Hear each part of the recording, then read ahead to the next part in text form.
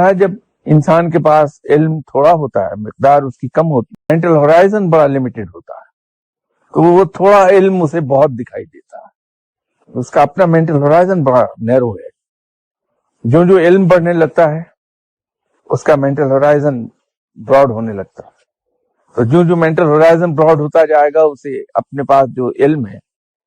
صحیح ادراک ہوگا کہ علم کی وسعت بے پناہ ہے، اور میرے پاس جو علم ہے وہ بہت کم ہے، تو وہ اپنے آپ کو چھوٹا کہنے لگے۔ اسی لیے آپ بڑے بڑے سینئر پروفیسرز کو کبھی یہ دعویٰ کرتے نہیں دیکھیں گے کہ وہ سب کچھ جانتے ہیں۔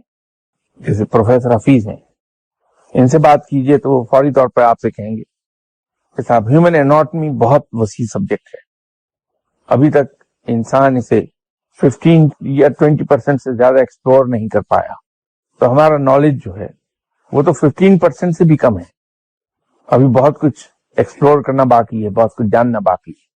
وہ اپنی کم علمی کا اظہار کریں گے اور یہی ان کے بڑے پن کی نشانی۔ اسی طرح اس راہ میں جتنا علم حاصل ہوگا کسی شخص کو، وہ اتنا ہی آپ کو عاجز دکھائی دے گا۔